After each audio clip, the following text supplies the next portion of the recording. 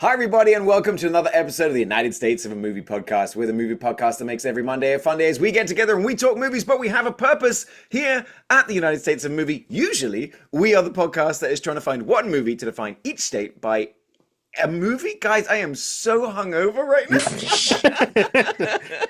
It's all right. Keep it rolling. We're going to keep going because this week we are doing our second spooky season episode, and I can't wait to talk about these movies. Like, I literally crawled out of bed, crawled upstairs, set everything up for this podcast because this week we had some absolute bangers, guys. Yeah. What a week of movies.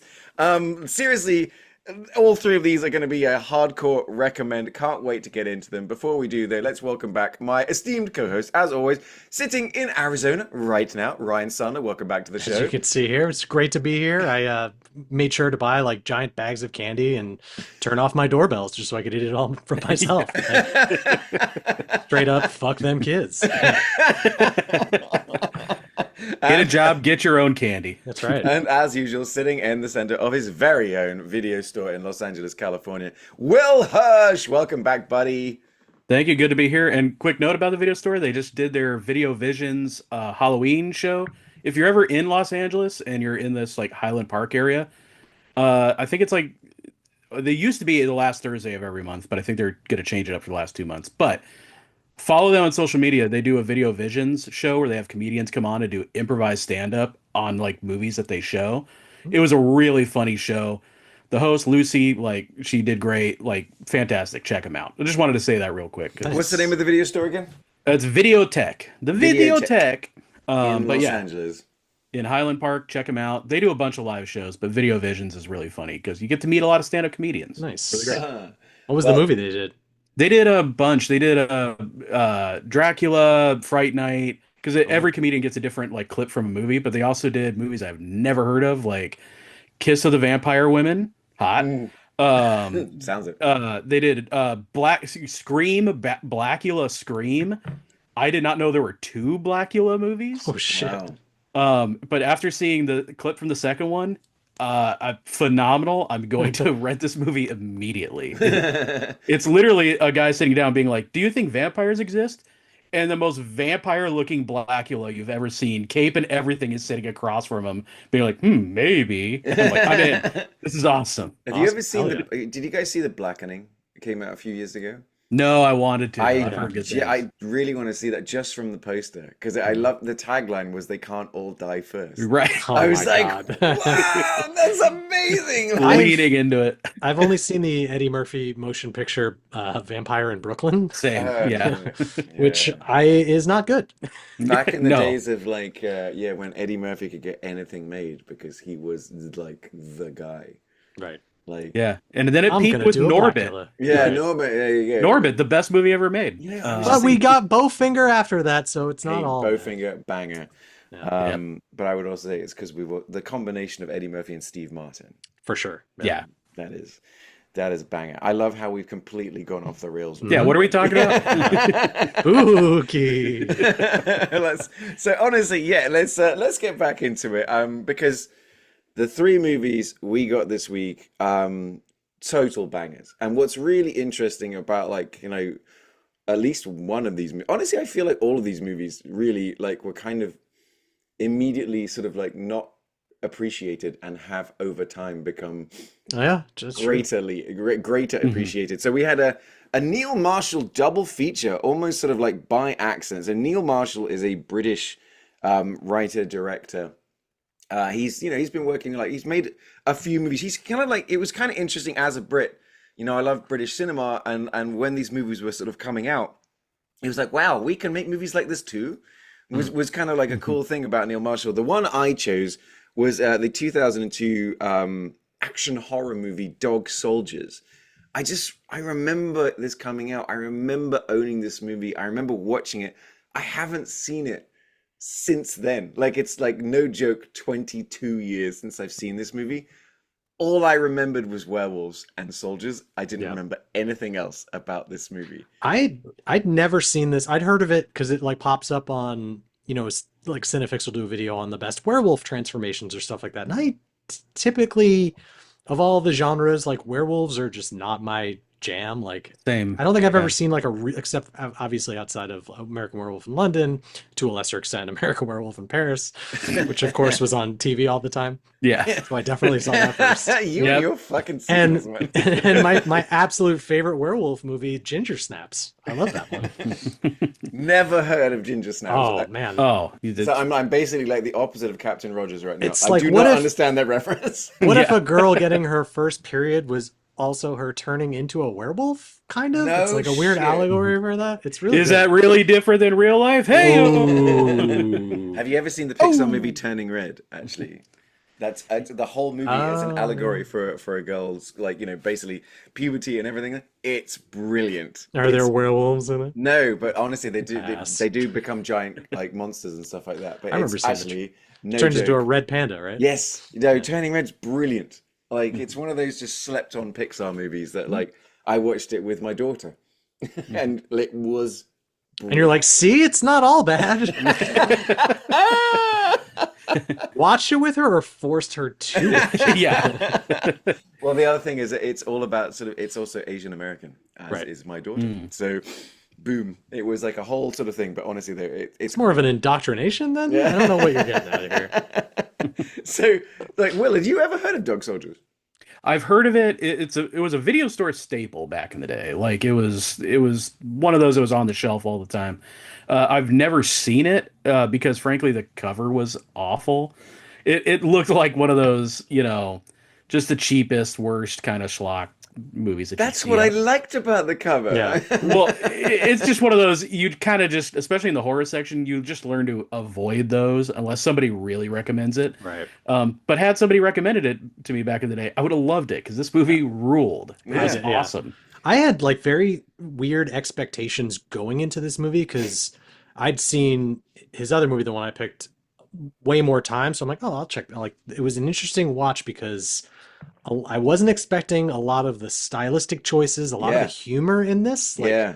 the last 30 minutes are a lot of dog puns. Yes. And it It was is- like, go ahead. Yeah. Oh, I was gonna say it is weird how different the two movies are. So different. Wildly. Yes. Crazy. Even though like the setup, like just broad strokes are kind Yeah. of the same. Like, the tone, but- the look, like Yeah. just the. I would not have known it's the same Actually, director. I'll tell you what. Like, Ryan, introduce your movie as well, so we can talk. I about picked, since we're celebrating the 20-year anniversary of it, The Descent from 2005. a movie I have only heard about, and I've heard great things, and I only saw it for the first time 3 days Mhm. ago. And What I remember a like, banger, by the oh. way. I Yeah. forget how I discovered this movie, but for whatever reason, I went into it completely blind. I'm like, oh, horror movie, bunch of gals go cave diving, and then Spelunking. and then it just turns on its head and it becomes this like creature feature. So which was Well- like shocking at the time. Well, you were Google searching girls going into hole, and then this accidentally you were like got 30 minutes into it. You're like, I don't think this is This going is in that not direction. what I was looking for. It's Hold like, on. Yeah, this is girl the production on girl value of it. action. Yeah. Yeah. Chicks with pics. Yeah, Yeah. That was the working title. that was the word. You know, the thing is that you, like you guys said, I was saying the very same thing. Mrs. and I were driving to the very party that I'm hungover from last night, and I was talking about The Descent and Dog Soldiers, and talking about the fact that, man, like, his first movie was like half a step above like just a really great, student film. It's Oh, just yeah. so just like, Yeah. and then The Descent is such a jump. And the reason I was also talking about it is I felt like Neil Marshall had because he wrote, direct, and edited Dog Soldiers. And then you get The Descent, which is a massive jump in quality, a massive jump in just in every single way. But I was talking about the fact that his ending is better than the actual ending. And I said, and that is a studio note. Oh, for sure. You Yeah. know, the fact of like when he had control, we get a movie like Dog Soldiers. When he doesn't have full control, you get the descent. And like Yeah. I will also say, like I said, we're going to get into this, but I'm also going to say that the end, the movie and his ending, right? It's a minute difference. It Mhm. doesn't affect the quality of the movie, but his ending Oh. is better. Yeah. His ending is better. We'll get into that. Yeah, We'll save that little we'll nugget. talk about. I Yes, we have a will. couple thoughts. So yeah, so like basically let's get back into Dog Soldiers. But the fact is that yeah, Dog Soldiers is 2002. The Descent is what, 2005? Yeah. 2005. And just yes, you just see that he's a guy, he gets it. Like I'm gonna Mhm. give Neil Marshall a lot of credit of a guy, he's not Edgar Wright, but he's also It's Edgar so Wrightian funny in the you say fact that that. he Yeah. writes, Mhm. directs, edits. He has a vision for his movies and he executes them. Yeah. And I'm like, that's why I really liked Dog Soldiers. Dog Soldiers, I again just wasn't my expectations were like, oh, it's from the guy who did The Descent. So I Right. had like this baked in thing going into it. What I didn't expect was this sort of Edgar Wright type of energy in the movie Yeah. mixed with this like Danny Boyle Yeah, 28 Days 28 Later Days Later. style of shooting. It was Because like the influence that it felt like it was shot on cheap a HD, like camcorder, yeah. cheap digital cameras. Yeah. You know what I Yeah. mean? Like, yeah, It yeah. probably was But like, it added a kind of like yeah. visceral kind of energy to it. And you No, even said it too, like it felt like, oh, I'm doing a Predator, but with werewolves yes. in the Yeah. UK. Yeah, I yeah, I love was that. watching it and I was like, it's British Predator. Yeah. It's like it's 100% just British Predator. But like, Mhm. instead of in the jungles of whatever the fuck, we're in Scotland.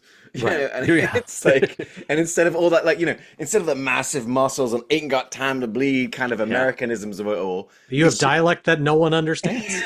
Yeah, it's pretty much like that SNL sketch. The ready. Yeah, roll, it's one, exactly roll, it's roll. exactly it. It's just like My what? my All right. only negative is that I was because a lot of the characters in this group look, sound, and feel very similar. Whereas Predator, you Racist. have yeah. It's the Dunkirk problem where you're just like, was Harry Styles in that movie? I don't know. There were just Yeah. 800 It guys that is looked exactly so like him. funny. Impossible to tell. It is so Yeah. funny because as a Brit, that is not a problem for me.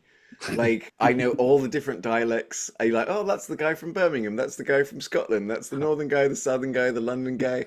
Like, and it's the impenetrable nature of random British accents is something that like I come up against living in the States now. When people like Mhm. watching a show or there's a Scottish person or whatever, they're like, what the fuck are they saying? I go, you don't understand that? Like Yeah. it's like Yeah. part of being British is being able to speak 200 languages. Right. They're all Yeah. English. Yeah. But it's funny you guys say that because I didn't have that problem and I don't have that problem with Dunkirk. Oh, I needed subtitles big time for this one. Like, Because so it's Kevin McKidd, the Scottish guy. He went on like, he's had a lot of from Trainspotting? he's Okay. yes, he's Yeah, from yeah. Trainspotting. That's Yeah, how I that's recognize right. him. Yeah. He's the one that dies from toxoplasmosis. That's right. right. Good reference. And Sean Pertwee, who we just had On you Event know, Horizon, yeah. in Yeah. Event Horizon, and Ryan, go on, do your little Event Horizon connection that you texted us about this. Oh, yeah, towards the end, when the main character goes into the basement, a lot of the body horror, like the mannequins or whatever like the corpses that he finds were extra bodies from that scene shot in Event Horizon. Oh, Boom. Which is crazy to think, Yeah. like they just hung on to those for like 5 or 6 years. Like you never know when you need Dude, another body. we might That's need these right. again. Honestly, that's Yeah. the fun thing is like, it's kind of like if you look in the first Avengers movie when the Hulk gets thrown into this sort of jet, it's the Yeah. jet from True Lies.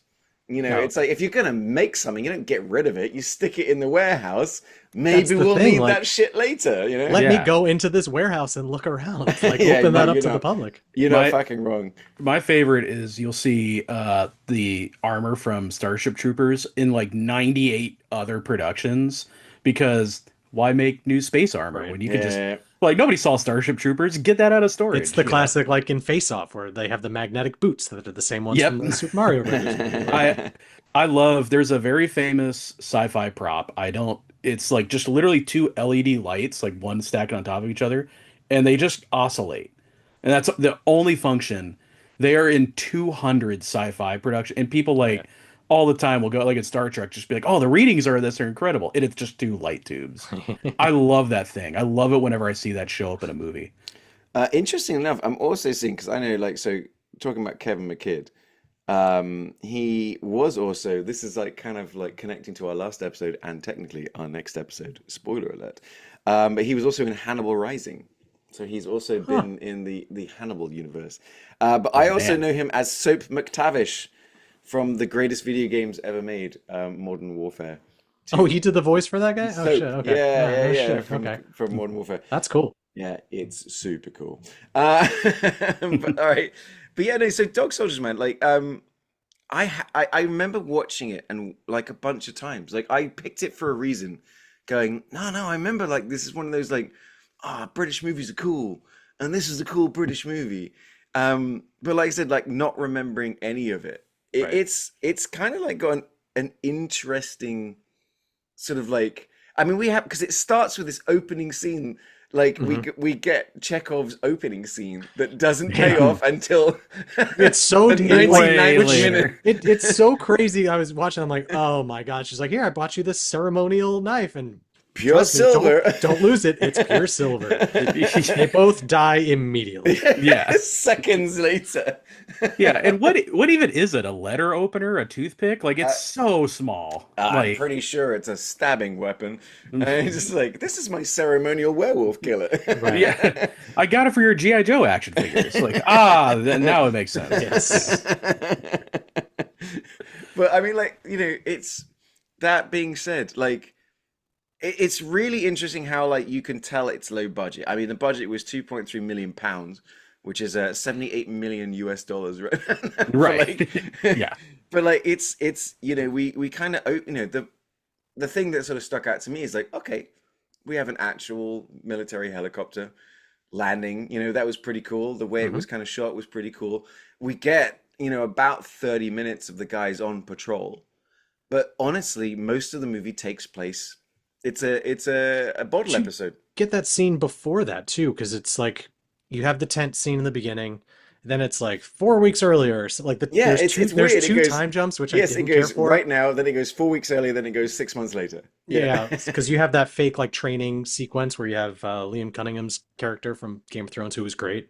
The Yeah. only other thing I know him from, but he's like training this soldier, and he wants him to do this. He wants him to kill this dog for some fucking reason to prove his self-worth. I don't know. And then he's like, "Nah, man, I'm not doing it." And then it cuts to like the future 6 months later, which Yeah. is a different training I program. I didn't I didn't clock Liam Cunningham. Yeah.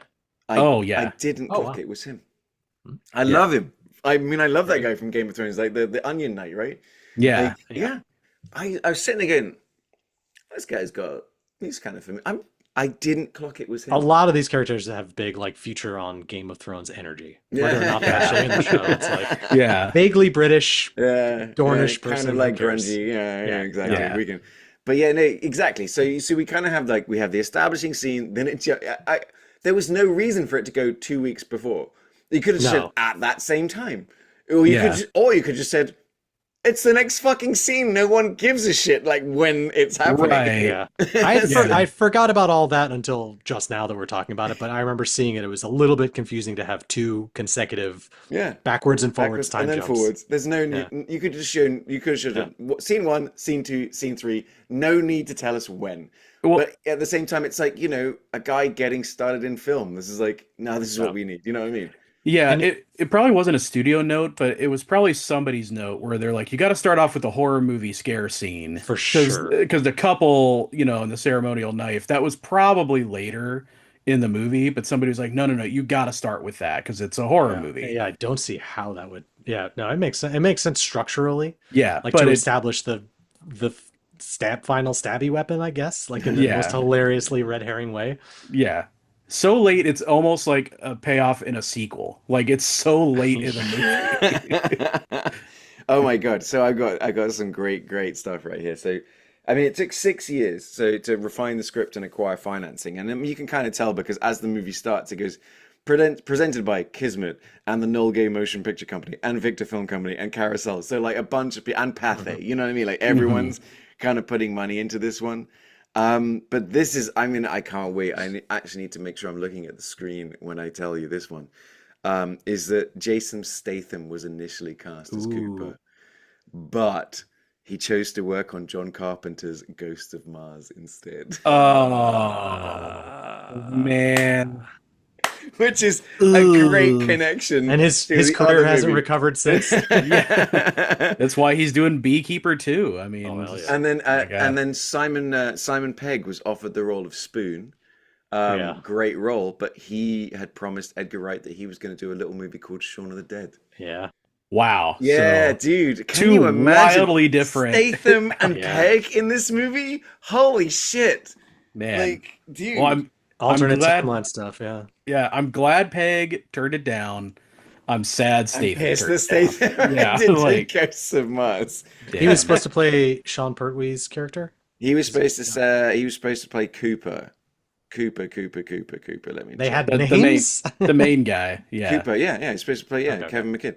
Yeah. Though that being said, because I've just referenced John Carpenter's Ghost of Mars, an absolute turd. Will, do me a favor and introduce the other movie we did this week. Oh yeah, one of my favorite movies of all time, The Thing. It is literally in my top 5.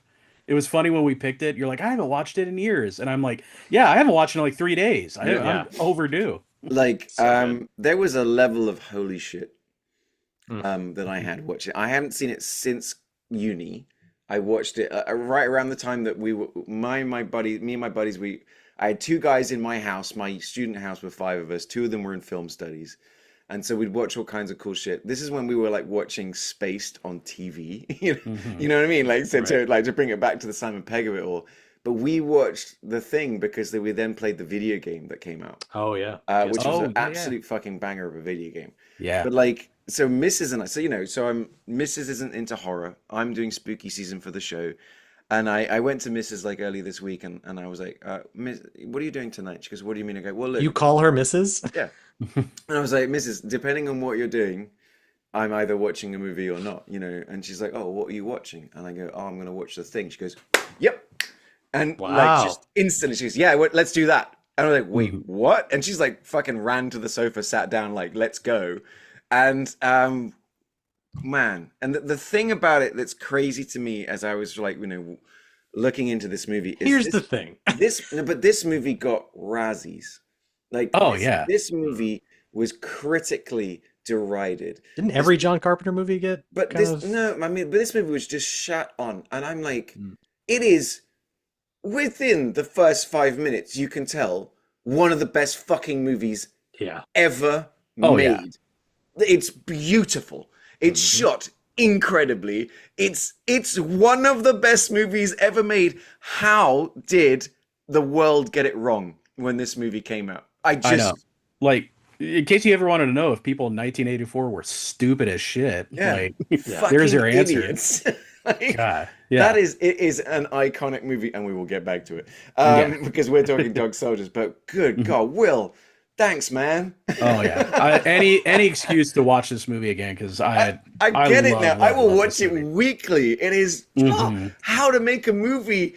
Just boom. That's it. That's how you make a movie.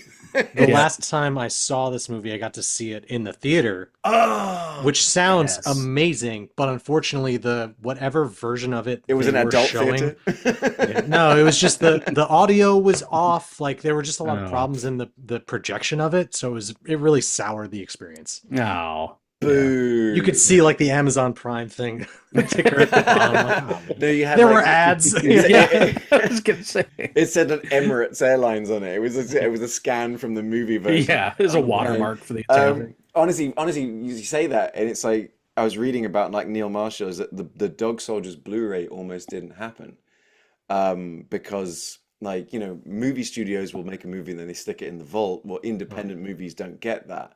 So when it came to the idea of a Blu-ray release and an HD, they couldn't. It was finally Pathé found that they had 2 prints. And it happened last minute that they were able to actually find it, because like I said, when you watch Dog Soldiers, like we were talking about, that Danny Boyle energy of it really does feel like it's probably Neil Marshall holding the fucking camera kind of Oh, yeah. vibe. You know what I mean? Like Because that it dude was is- a year after, because what 28 days later was 2001 or Or was it Let the me same year? see. Hang on. I can't. I love the Ryan guessing years. I instead of typing 28 years later, I typed Ryan guessing years. Still a No, top result.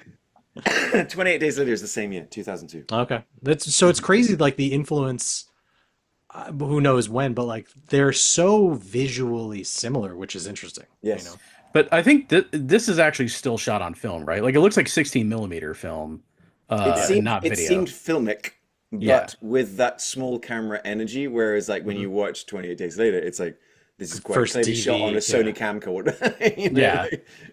but again, adds to the whole That's why vibe. like the Blu-ray release of that is so hilarious to me because it was intentionally shot. Yeah, in the UK, they're like, we're doing a 4K release of 28 days later. I'm like, why? What do you Where'd you mean? get all the extra Ks? Like, yeah, what do you mean? We joked it's just a It's small just three window with a Ks at the bottom, black. just Yeah. KKK. It's the KKK Yeah. version. Oh God. Oh, there we go. Why are they releasing it in America then? That's That's exactly how it's just released anyway. yeah. But like yeah, so kind of like I was saying is that we start off with like them on patrol, but most of the movie actually happens just inside a home. Yeah. And it's like, but considering that, and even So does like, Evil Dead. no, okay, you reference Evil Yeah. Dead. Another one I was going to say is Zulu, which I talked about the other day, but they even yeah. reference Zulu in the movie. They like he goes, this is like that whole Zulu. Oh, that's right. And it's like, Yes. dude, and I was like, I just mentioned that to the guys. Honestly, guys, the Michael Caine movie Zulu, check it out. It's fucking great. Yeah. But it's like, but this is kind of like Zulu, but instead of Hmm. 10,000 Zulu warriors attacking them, you've got this. They are surrounded by werewolves. The great like moment as well, I totally forgot, is the fact that like actually you're also this is there. You're not just surrounded, you're literally in their house, you dicks. Like Yeah. you're Yeah. fucked basically. Like there's a The level real of, Goldilocks scenario. yeah. There's a level of you're fucked in this movie that Yeah. is absolutely there. But I think, I mean, like, watching The Thing and seeing Rob Bottin's incredible sort of stuff, and that this movie did that, like, did it but differently. But like it's just so grungy, but Yeah. Yeah. it's doing it very fucking well. Yeah. Like this movie is just, I want to make a movie. I made a movie. It's a good movie kind of vibe that I'm like, And werewolves are like a notoriously tough thing to get right on film. Not a lot of people have done it. Mhm. You know, outside of like Rick Baker's effects, I think it was for American Werewolf in London, right? But Yeah. like in this one, like him, I think I read hiring actual like ballet dancers to get the Dancers, movement right, like to get the height right, because these creatures are tall, to sort of building these sets to make it fit them. Mhm. But yeah, like, and also not getting to see the creatures till much later. You get like the black and white version of Predator yeah, vision. the Predator vision. Yes. The stalking Yeah. vision is, which is so, it's cool. It's fucking cool. It Yeah. all worked. Well, go for it. Go. Oh, I was gonna say, like, I really did think like it was a lot of really clever picking of like the angles and like ways to shoot, because I almost thought like, do they even have a complete werewolf suit? I don't know if they did for most of the time because the way they were shooting it, but I would like to have seen like a photo, like behind the scenes photo of what do these suits look like, because I'm willing to bet they don't look great Yeah. in like regular lighting. So it's just Wait. real clever use of Hang on. You wanted to see behind the scenes photos.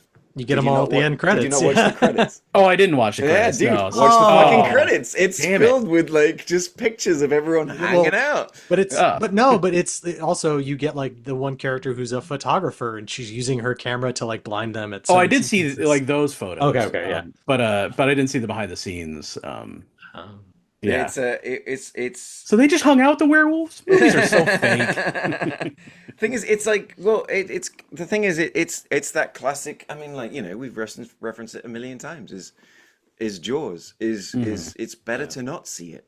Yeah. And like the reason that Neil Marshall, like, like he went with the, getting the dancers is, it's like, getting that kind of The movement. that realism and that kind of stuff. It's the same thing with like with The Descent. They did a very similar thing with The Descent, is like keeping them kind of like secret. It's the same thing with The Thing. When John Carpenter, he's like, I want to do something so different because Alien is so obviously a person in a suit. Yeah. As much as Alien, don't get me wrong, works, right? I don't give a Right. fuck. The xenomorph scares the shit out of me. Like, I don't No, care it's great. how much a xenomorph is a person in a suit. When even in Aliens, when you've got three of them running at you while Yeah. firing a fucking And pulse rifle, I'm like, kill me. Yeah. conversely, like watching Noah Hawley's Alien Earth, like which finished recently, it's so clear that it's a person in an alien suit, which because you're now seeing it in environments you'd never normally see an alien, like in the jungle in daytime. So it's just seeing the movements of it kind of you just become more aware that it's just like, oh, it's just a guy in a suit. Yeah. Right. I will say in the 4K version of Aliens, I was just watching it the other day because it was, that time of the week. Because it's You fucking know. aliens. Yeah, because I was like, oh, it's Tuesday. I haven't watched Aliens yet. The things tomorrow. yeah, Today's alien. That's my schedule. But I will say there was one shot where it's like all the aliens crawling. I did it. This is the danger of high definition. I saw like the spandex, like or not spandex, but like that kind of material, like Yeah, on yeah. their arms and stuff, where it's just like tubing over like fabric, and I was like, ah, man, a little bit, but Okay, it's Aliens. It's the greatest movie ever made. I'm about to do a slight segue. Have I ever told you guys? James Cameron just got alerts on his phone. Yeah. Have I Go ever told back. you guys about the Alien experience? So when I was growing up, and like, you're gonna Oh, have to you told me about this once yes, before. yes. Okay, so Will, this is fucking Mhm. amazing. It's actually one of the greatest experiences I've ever had. I'm in gonna my life. go. Yeah. But in the UK, right, in down like center of London, there's this place called the Trocadero. The Trocadero is this place that's really close to Leicester Square. It's multiple floors. It was like a big anything's going on there. Anyway, there was this thing about 25, 30 years ago called the Alien Experience, where I mean, I remember lining up for 2 hours to do it. But imagine being brought into James Cameron's Aliens and you are in it. So like you're like so five or six of you are brought in. You've got two soldiers with you with their pulse rifles. You are like it's just I Oh, cannot even like fully give you like I said, you're gonna have to look it up because there are videos of it online. But it's there's the alien eggs and we have to sneak across and we're like on these sort of metal things and there's steam going up. You at one point we're in an elevator and the door opens and it's a fucking alien and the guy puts the oh, pulse rifle and we're all just like pressed against the wall screaming and then like so then we end up in the vehicle, the cool so we get go and we get put into the vehicle, we get strapped in, and then you suddenly look up and you realize there's a melted hole in the roof and an alien, and I'm buckled in, you can't fucking move, and it appears next to me. And as it's oh, happening, it's like strobe lights are going off, and you're just like, ah!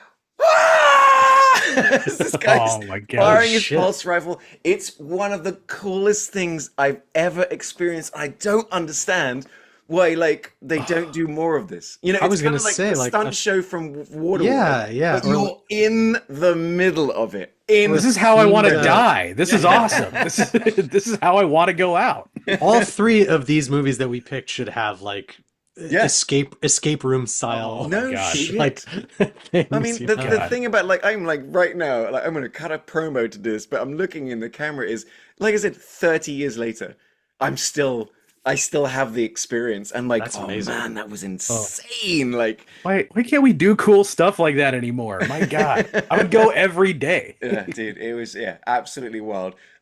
Let's get back to Dog Soldiers. Oh yeah, sure. So Will, I love your takes. Like I said, I love coming to you for your takes because sometimes they're so wrong.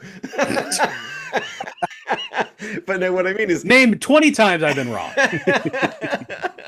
is that I said I love your sort of sometimes you'll point something out I don't see, but it seems like you were kind of on board for this movie, like good writing. Oh yeah. The way it was shot. I mean, what was interesting to me is like when it got to the edit, is as I noticed there were moments when like a scene was happening and Neil Marshall would cut to a different person talking, and I could tell that there was only one camera when they were making it.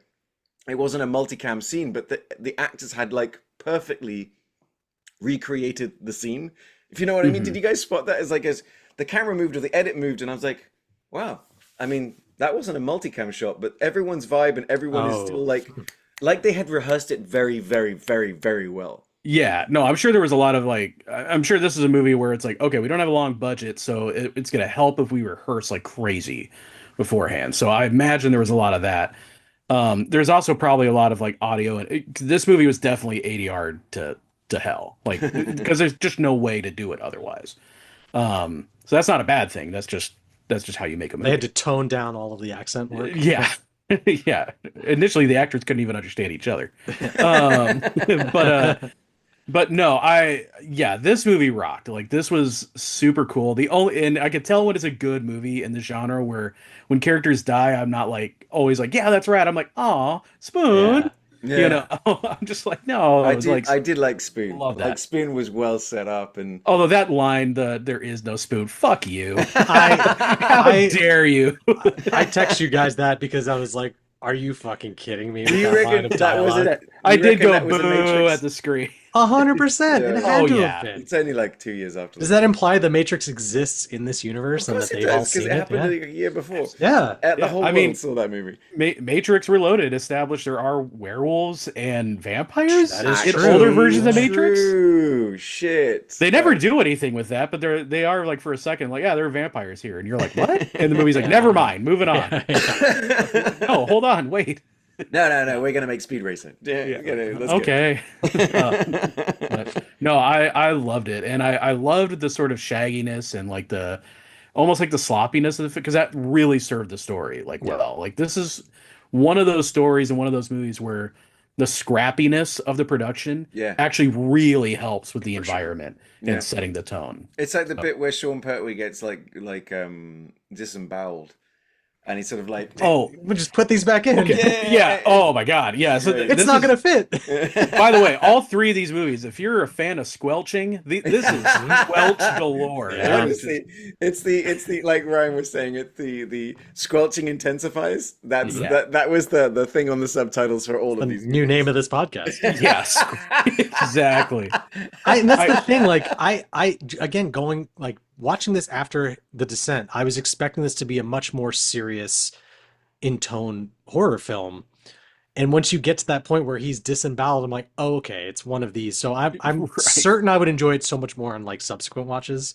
But it was taking me out of it. I'm like, this is just so silly. Because again, like once they start throwing it like the there is no spoon line or just a lot of the sit, stay, good boy. Like just like Yeah. dumb shit you would say to it. Like they lean so hard into like the whole dog thing. Yeah. It's Yeah, just maybe, so maybe a silly. little too much on that. Okay, but hold on. It did just remind me. Was the dog, the actual dog, was he pulling on organs? Thank you. Like, because Hang on. I looked down for a second, and when I looked up and I saw that, I just went, ah! Originally, yes, they wanted that, but it Oh. was too gruesome, so he changed it to a bandage. Okay. But which I didn't know until after I'd seen it, but it still very much looks like the dog is pulling on his So, fucking I- That was intestines. the only time I screamed in the movie. I was like, ah!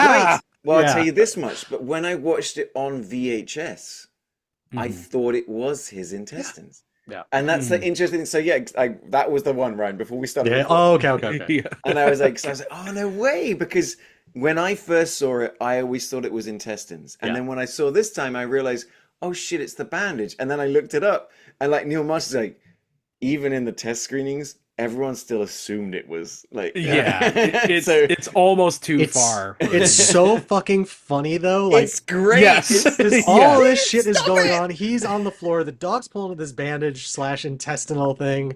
So the like the thing between them is going on. It's fucking funny. It's almost early Peter Jackson, like Yes, you know, yes. like yeah, that's yeah. a great you meet the reference. Feebles kind of thing, where you're just like, oh, but it's so funny. That Yeah. did give me audible pause. I was like, oh, Yeah. no. Yeah, Me too. Even It's a after great knowing it's the scene. bandage, it's so Yeah. ridiculous. Yeah. yeah, Oh Good God, I'm so gore glad work, you though. brought that up. That is actually like that is a perfect way of encapsulating the movie in 5 seconds. Mhm. It's gory, it's visceral, and it's funny all Yeah. at the same time. And It it's is like Peter Jackson's Red Riding Hood. You know, like Yes. that type of like thing. They're just the wolves are trying to get into this house. They're trying to hold it off. They learn that they're running out of ammo, which is like a real kind of Yeah, ticking clock in this thing. That's a good one. They keep track of that. I mean, that which is cool. I mean, like so many movies, it's like it doesn't matter. Whereas this one is like, no, guys, Right. we've got like 7 bullets left. Mhm. Like, I love if that- only someone had a silver knife. You know? But you get that scene too. Once they learn the lore of this town and they're like, oh, werewolves are real. They're like, okay, what do we do now? They just rummage through the house to try and find anything remotely silver. Yeah. Yeah. And she's like, "You idiot! You think these fucking people who lived here who are werewolves would keep silver in their house? Yeah. Maybe in their fuck basement. Who knows?" Yeah. You mean the Event Horizon like playroom? Yeah. That's exactly it. Yeah. Honestly, like, dude, I could. We've barely scratched the surface of this movie, and we've been talking about it for 30 minutes. But we've got two other movies to get to, so let's keep on the same train. So first of all, guys, anyone that's listening or watching right now, watch Dog Soldiers. Yes. Watch Dog Soldiers first, Yep. and then watch The Descent, which is what we're going to start talking about now. Because The Descent was like, I was saying like right before we started recording. So I watched this one on Prime, and we'll get into that because we also could have watched the version that Ryan sent me, which is the director's cut. But I've never been more grateful for commercials in a movie. Like the two I wish I commercial could have breaks were watched. like, oh, thank fuck! I went to I've the been- kitchen and walked around and made a drink, and I'm just like, oh my god! I think about this movie all the time. It's one that, like, because again, fear and horror are so subjective, but this one still actively makes me so fucking uncomfortable. Yeah. And not monsters aside, just the set and setting and Yes. like the story. So I wish I could have sat next to you watching this movie, just like actually rubbing my Mate, hands. You would have. And it's like, I was watching it 20 minutes ahead of Will. So we were both watching at the same time. We were on the text thread. And like I said, I was about 20 minutes ahead. And what I loved about this movie, like it was exactly what Will said, is just, it's the claustrophobia of all the movies. Like, and they've got different elements of claustrophobia being, you're either isolated in the highlands, you're isolated in Antarctica. But in this case, the spelunking part made me want to die. And I'm like, and we hadn't even got to the horror part. And I was just, I was texting friend of the show, Carrie Byron. I was talking to her about this, like going, my God, have you seen The Descent? And she goes, no other movie has made me want to sort of stand up and stretch my arms out to let me know that I'm not in the cave. I'm like, no shit. You know what I mean? Like, holy shit. This movie, I texted like you guys, and I texted Carrie the same thing. Is like, there was so much, how the fuck did they shoot this to this movie? And the jump, like we were saying, the jump from the grunginess of Dog Soldiers to the exceptional execution of The Descent. The way it is shot, the way they use light, the way they use different lights to differentiate different scenes. Later, when we're following three different stories later in the movie, we've got the green scene, we've got the, you know, the red, whatever it is, right? Wow, this movie is probably the thing that Neil Marshall goes to sleep at night going, well, at least I made The Descent. That's right. Yeah. No, this was an excellent movie. Or as I like to call it, Juno did nothing wrong. Completely blame it. Some Juno, would say I can she's the change her. hero. Yeah. Just and I'm very claustrophobic, like just in general. Like, you know, I don't even like to get into elevators that are too small. So like, if anybody's ever thinking about inviting me to any spelunking, I'm out. Just right now, blanket, no, never happening. Fuck But if Juno asked you, Well, that, you know, she probably needs help, and I gotta help. You know, yeah, if Juno invited you to crawl into a tight, small hole, you'd be like, yes, and then you'd be fucked. worth in the bad way. Well, it's still worth it. If you gotta go, I find I it's think kind of. go ahead. I was going to say the irony of these two movies is that Dog Soldiers is set in the Scottish Highlands and shot in Luxembourg, and The Descent is set in North Carolina and shot in Scotland. Right. Yeah. Like... but this, so the Descent. So Dog Soldiers is a werewolf movie with a bunch of soldiers in the Scottish Highlands. The Descent is, what is it, like 7 women go spelunking in North Carolina, and Yeah, they're like thrill seekers. They like yeah, they kind of go on this annual trip. and shit gets fucked up. But the added sort of thing to it is like the main character played by Shauna McDonald, her character named Sarah. We have the, like Neil Marshall likes it, is the prologue. A prologue where it's like, we're thrill seekers, this is my husband, this is my child, fucking die. But Brutally. And I was like, Ryan just came, you know? Yeah. As soon as a fucking no, because you don't see it. You don't see it. But it's horrific. But you also get that added layer of husband and Juno have something It's so going obvious. on, I mean, like right? in the Right. first 2 minutes, you're like, well, Juno's fucking that guy. Yeah. You know. Yeah. But that becomes like the whole through line of Right. this, and it's like the thing is that we've referenced Alien, and like honestly, we referenced Alien like last week as well. But all of these movies have this kind of like classic Predator for dog soldiers, and I'd say Alien for the Thing, and but also for the Descent, is that it's the same but different, but done well. Instead of it being a shit ripoff, it's more like, no, you learned the lesson and you took it and did your own thing It's with a it. good twist on that genre. Yeah, the Descent is because they're all final girls. In yes, essence, that's what I right? mean. Yeah. And yeah, and so that's what I'm exactly what I want to talk about is Shauna McDonald's like Sarah's character at the beginning and broken and then scared, and then by the end she's there with a fucking axe covered in blood, and I'm like, Mhm. wow, as in pure iconography in this movie, like Neil yeah. Marshall gets it. And I think too, Yeah. he learned, like I mentioned in Dog Soldiers, like a lot of those characters just weren't different enough. Mhm. Where in this, every single one of these gals Yeah. has a very unique style, look, aesthetic, like thing going on. Like Well, your except daughter for and except for the sister. two blondes who are the not But those are the sisters.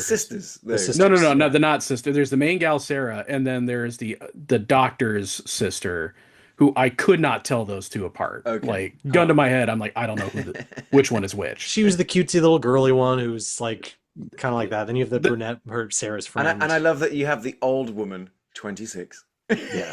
Yeah, the hag. I was like, what the Yeah. fuck? Everyone's like, fucking oldie fucking over here. crone, yeah. I'm 26. What are you I fucking talking about? I guess the group grandma's coming with us. and then like the pixie cut, like Juno's apprentice, who's like the fucking thrill seeker, you know? Yeah. No, And you're right though. It did a really good job of like never really once was I confused, and it was well casting. And like I said, casting Natalie Mendoza as Juno as well, and she has her own like sort of like vibe, and also they're all like believable. Like so, Yeah. 'cause there's a couple of like climbing scenes that again I'm like, dude, like good Oh, yeah. job. It just it was for such a fantastical concept. The execution was very realistic. And the fact that it's all set in this underground, like you were saying, this underground dwelling, for him to make these really easily discernible set pieces going from like point to point to point It could Yeah. have is so been confusing. amazing Yeah. to make so much out of so little, you know? That's the thing of like me going, because so you know I was looking it up and it's like they made something like 20 different sets so for the caves, but I would have honestly, if you'd asked me, I would have said that's real. Yeah. You know, and it's just like the realism of those caves. Could you imagine? Jesus So yeah, Christ. 21 separate cave sets were built, carefully reused for camera angles and set dressing and stuff like that. Often limited the lighting, you know, so you know, flashlights. That's the thing as well. It's like again, I was sitting there going, man, as an actor, there's almost no acting you need to do Right. because it was so tight. And like I said, a lot of the time they're doing their own lighting with the head thing or with a torch. And I'm like, you know, when you watch or make movies or do anything, it's so tricky to do it with low light. It's so, you know, you see those sort of like old movies where someone will light a match and then you can tell that they turn up the orange light kind of thing so that we can sort of see or things like, you know, Black That's Hawk why Down. Lawrence of Arabia or Lawrence of Arabia. That's the private movie I sent you. Yeah. Lawrence of Arabia, classic. Good matchwork in that. Terrible Also, an all-female cast movie. Yeah. It's, Oh my god! I don't Freudian slip, but when I do. At the end, the curtains close. Boo. boo. You want another boo? Oh, you're right. You got it. Yeah. They missed the first two. I got boos two already. before we even started rolling. I got three in one day. Yeah. But no, Holly but Petty seriously. boo. Yeah. but like no, seriously, it's like the lighting on this movie impeccable. The way they use the sets impeccable. The way they told the story, the way they sort of like showed us but didn't show us. The conceit of okay, it's black where she can't see anything. So we've got a tiny amount of light so we can see her. But what is she using? She's using the night vision The camcorder, on a yeah. camera. Yeah. Brilliant. Like it's using he came up with 3 or 4 different solutions for the same problem and then used them as a way of differentiating the stories. And I was just fuck, I wish I was that good. You know what I mean? I was like, again, just applauding the goddamn movie while watching it. Well, God, and thinking about the way they must have filmed it, because I'm like, they had to just 2005, so they definitely shot on film, and shooting on film in not just low light, but no light, and you're only getting them from source. I'm like, God, that must have been exposing that film. That just must have been a pain in the ass, like to But make sure also- that everything was exposed correctly. Oh yeah, and still getting like the background stuff because once you know like the creatures in this movie, what do they call the scramblers? The They're, crawlers. they're called average Carolinians. They're called Reddit mobs. regular Yeah. regular North Carolina citizens. Boo, boo. But like, Oh, what are they watching- to do? Come from their caves and get me? Watching this again, I'm watching like, like when you watch Predator too, like you're looking in the background, like, oh, maybe I can see something in there, and they kind of start drip feeding that in little by little, where it's a main character in the forefront. There's a shot where it's like a main character, and you see the whole set in the background. And there's 2 of the girls over here, but then there's just one thing over here. And you're like, Ahead. Yeah. And then when it Yeah, goes just back, it's not there anymore. gone, And like yeah. that's the great part is you go, did I just see?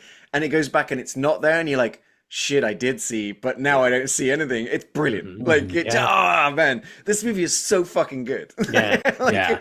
I'm just understanding now why I've heard about it for 25 years. And just like thinking the jumping quality from Dog Soldiers to this is bewildering. Yes. Because Yeah. it's still a low budget horror film. But to Yeah, go let's from look at- that to this is wild. The Descent's budget, yeah, fucking hell. Actually, the Descent's budget is only $1 million more than Dog Soldiers. 3 years you could later, have told me it was 10 What a million. difference it makes, though. Like, Yeah. man. Yeah. Good lord, And he wow. hasn't really done fuck all since then. He's done some TV stuff, but He No, did no. some movie called Doomsday, which I've never seen and will never watch. But Actually, you know, no, mate, I want to see Doomsday. I remember seeing the trailer. It's Scottish Mad Max. That's if you watch the trailer for Doomsday, so you're just gonna want an it. average day in Scotland. But it is literally Scottish Mad Max. It's cars flipping. It's like him doing like, all right, I want to do a Mad Max movie. Statham in that one at least. Oh, dude, like I mean, I honestly like. oh wait, you know- didn't he do the new Death Race? The newer Death Race? No, Yes, he did. That was. Oh, that's right. Did we talk about that? Wait, with Statham. Yes. He That's did! why it came to my head. Like, Oh, okay. we've completed the circle. He finally Okay. got his well, wish. that was good. Yeah. Yeah, yeah. That's He's no, certainly no, got a he did- genre, but like he does. again, Yeah. like a very genre-specific type of director. I should watch that again. I remember liking the newer Death Race, but I also saw it when it came out and I was much younger, so maybe I don't know. Maybe I'm wrong about Death that. Race 2000. Mate, I'm actually Well, that's the 100 original. Okay, I'm actually about to sell you on Doomsday. So one, like I said, it's described as Escape from New York meets The Road Warrior meets 28 Days Later. But it stars okay. yeah, Rona Mitra, Hottie, Malcolm McDowell, and Bob Hoskins. Oh, well, Yep. okay. As soon as I Yep. said Bob Hoskins, I was like, Will's Yeah. about to go. I'm in. Where's the novelization? He's like running Yeah. to the video store. Have you got Doomsday? I We will should rent watch that today. Yeah. That sounds. Oh, it sounds almost too British. $20 million action movie shot in Scotland. Yeah, no, mate, I want to watch that shit. We're gonna. Well, figure never it out. mind. I've turned around on it. Yeah, you there you just, go. you put Told you. Bob Hoskins in a movie, I will watch No it. shit, man. Bob Hoskins is just like a national best. treasure. Mario Brothers, Danny the dog, Danny the dog. Yeah. some God. others. Other movies. Mermaids. Trust me, it's really good. But like, okay, so I love how like honestly, I also like that we're talking sort of like around the movies instead of sort of like talking about the movies, because the cool thing about these movies is actually what happens, and I Yeah. don't really want to spoil it. This is people. a movie best served going in completely, no pun intended, blind. Because like I did, I watched this movie, didn't know, spoiler alert, like that this was a creature thing. I just thought it was like, oh, it's a horror movie set in a cave. I actually have a really interesting theory that I was reading about, which gave me a new perspective on this movie, but I'll save that for No, bring it on. the theory being that there are no creatures in this cave, that it's all Sarah's character because she's not like she takes her meds but then doesn't have them. So Right. she is in fact the one systematically killing all of the women in the cave. That's interesting. Oh, that's really good. That's a great theory, especially when you consider the director's cut ending.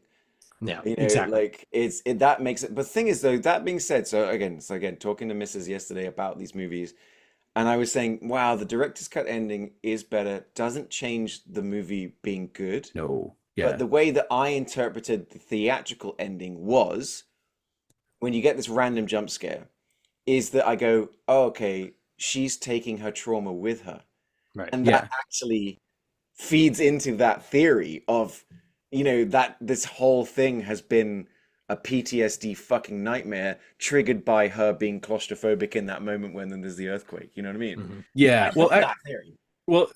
This actually kind of leads me. I want to get into a little bit of spoiler territory. So if you don't want to be spoiled, uh, Pause now, go watch the movie, pause. come back. Exactly. Yeah. Yeah, yeah. So I kind of want to talk about the two endings, because I kind of the opinion that in terms of effectiveness, they're both for me like kind of the same. Like again, does not affect the rest of the like this movie's great, so it does not affect how I feel about the movie overall.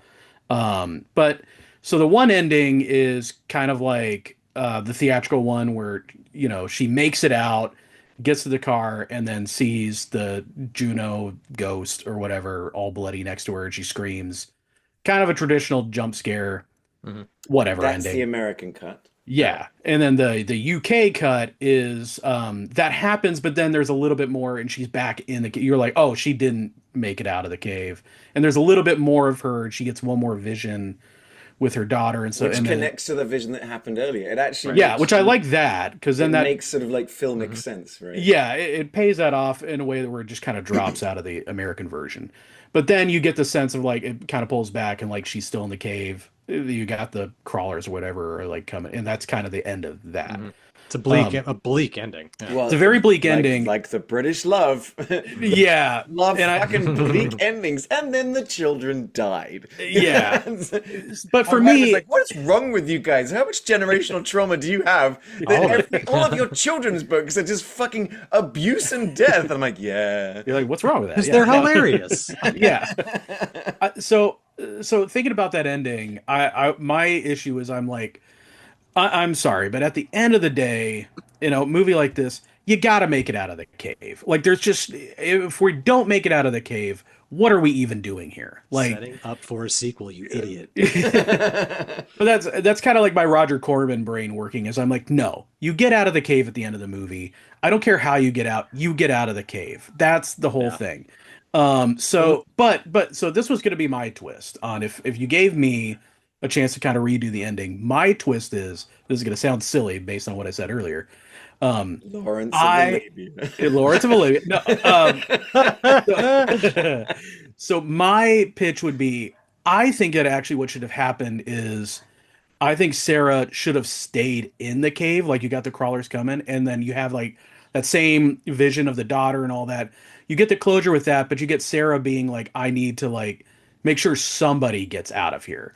And I think even though her history with Juno, because I think Juno gets out of the cave. She's the one least deserving, hmm and she's the one who should not make it out. And I think having her be the one who gets out and Sarah being like the sacrifice stays down there. I think that's where you get the bittersweet, like, I can't believe this person's the one who made it out. Yeah. But you get closure with Sarah, and it kind of like brings that all together. And I think that's where, if you need a sequel, you've got this traumatized person who does not deserve to make it out, be the I think survivor. honestly, I it's liked good. what he did with Juno's character because Juno's Yeah, a dick, but also cool. Yeah. Like, yeah, like it's this kind of like, like we were joking like with Will earlier, but like, the whole I can change her hmm kind of thing. But yeah, no, she's definitely banging her husband. She's definitely chosen a cave that's got these guys all in a situation, but when it does go tits up, she's also a fucking badass, Yeah, right. and then accidentally murders, That was so that was Oh, great that twist. broke me too because Uh, yeah. But even still, like the She didn't do it deliberately. She's just No. in the No, fucking action movie zone. But even earlier, when they're all in the cabin together before they go on this excursion, like they say it's like an ego play for her. She wants to discover this cave that no one's done before, so she can name it after Sarah. Right. And Sarah's like, really, you want to name it, or you name it after yourself? Like you can Right. tell that there's some tension there that they don't know what, but that at least leads to the one character who I can't even believe lives long enough in that Yeah.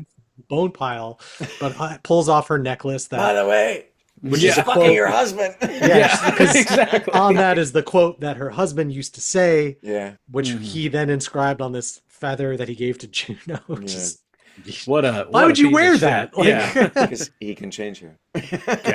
yeah. He deserved the Final Destination ending he man, got.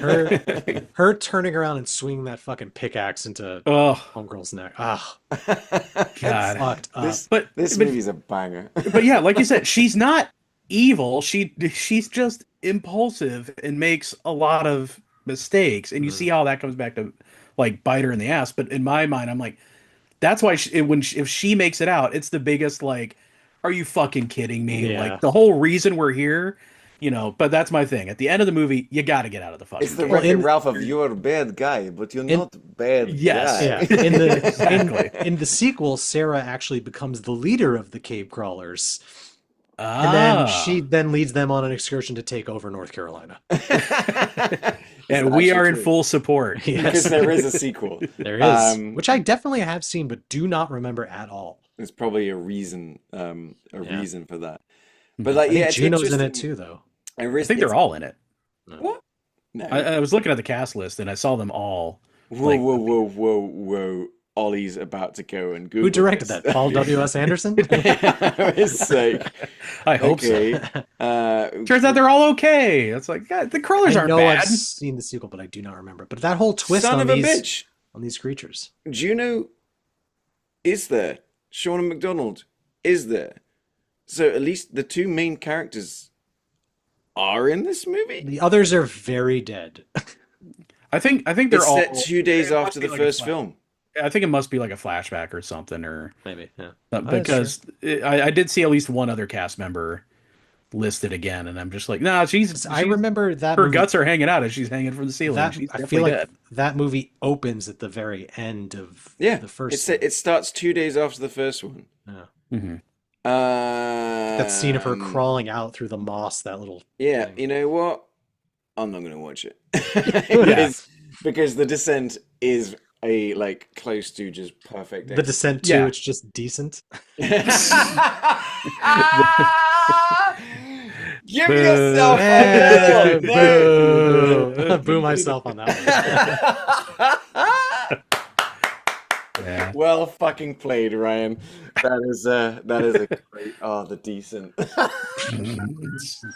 It's too many British films. It's like leaking all over the place. I It's can't- like my thing. Like I did, I actually used AI to generate it. Too much to my chagrin, but my generally, I did see that, yeah. generally, Yeah. but like the Decent. Oh, son of a bitch. That is. I wish Are you I made that. are you listening, Neil Marshall? Get on that. He's listening somewhere like, no, I don't want to get on that. Oh, But I good like Lord.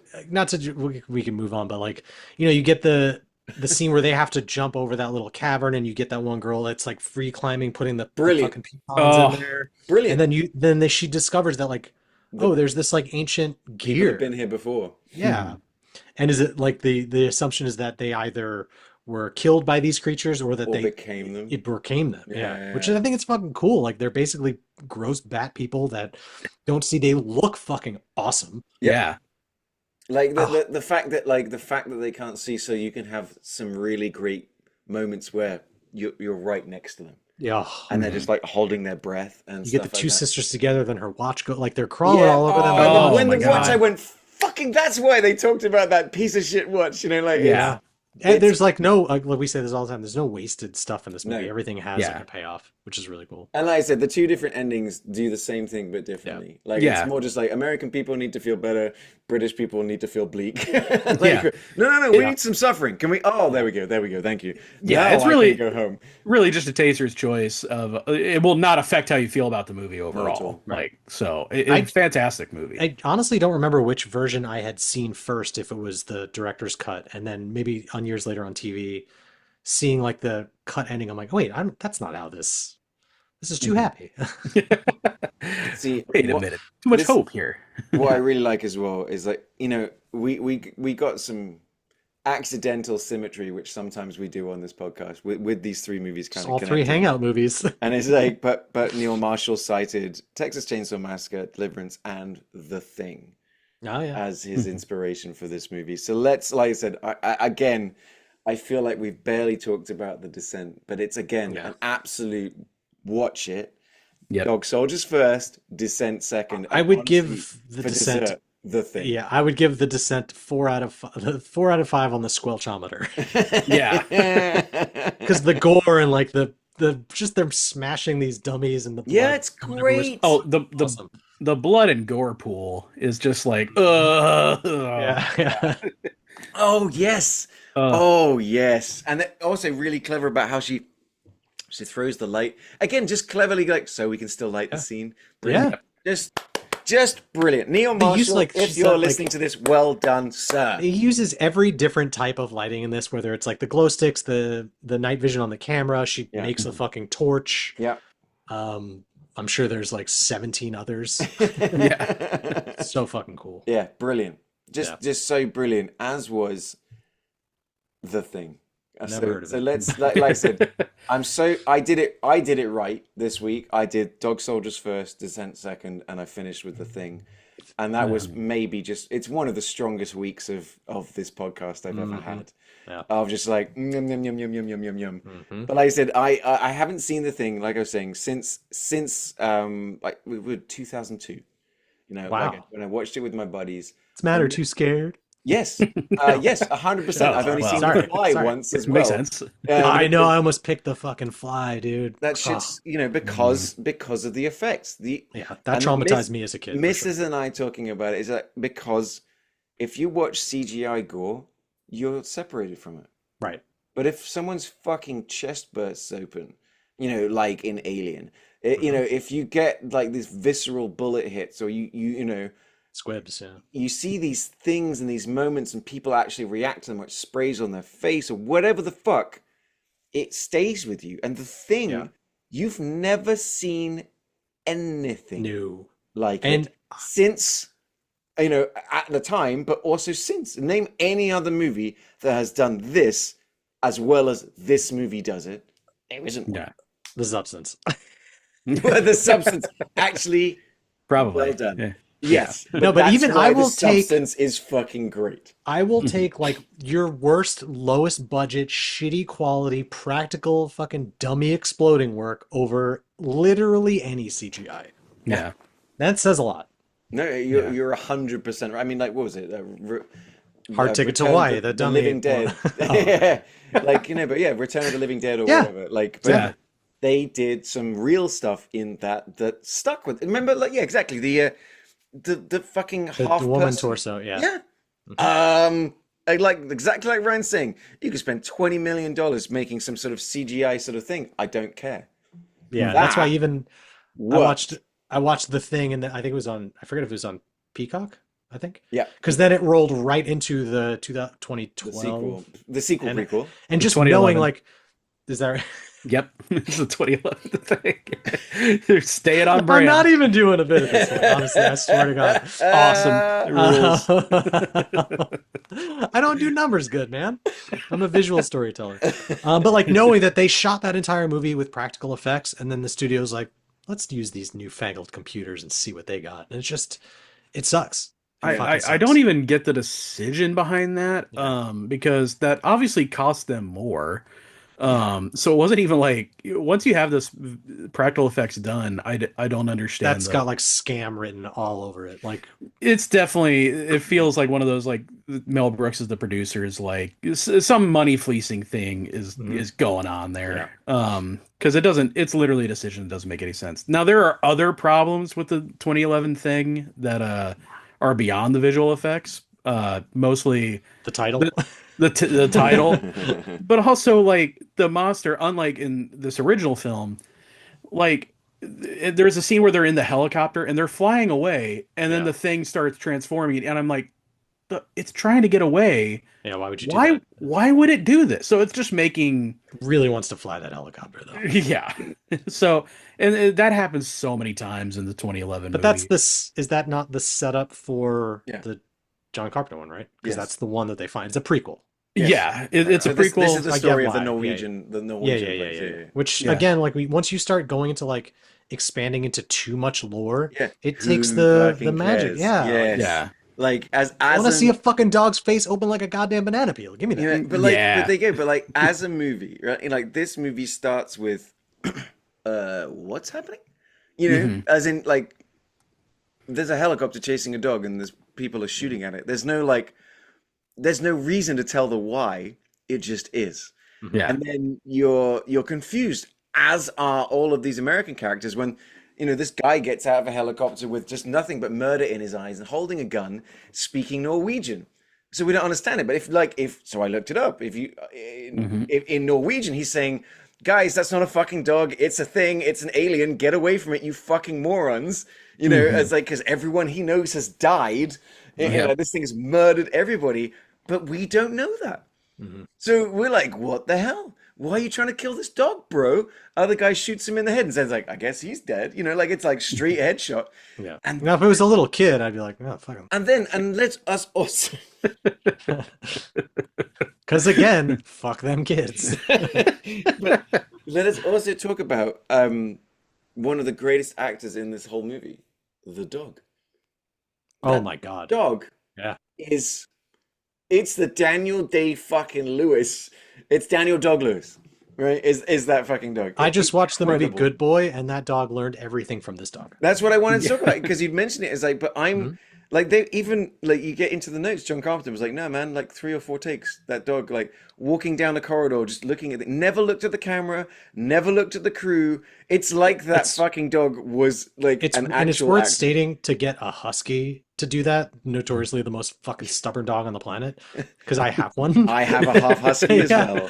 And I'm just watching them like, fucking idiot. how did you get that dog to do that? Because my dog would just fucking look at me like, oh, fuck yourself. Yeah. Look straight down the barrel of the camera, just be like, what's this, guys? Yeah. All the dogs lick the lens. Yeah, all the dogs in this, like that scene where they go into the kennel, reacting to the dogs are pros, you know. Yeah. That one dog just staring at the fucking nothing. Like you're like, even all the other dogs looking at each other like, what is Jeff doing? Like, this dog is sniffing our ass. Like, what's going on? Yeah.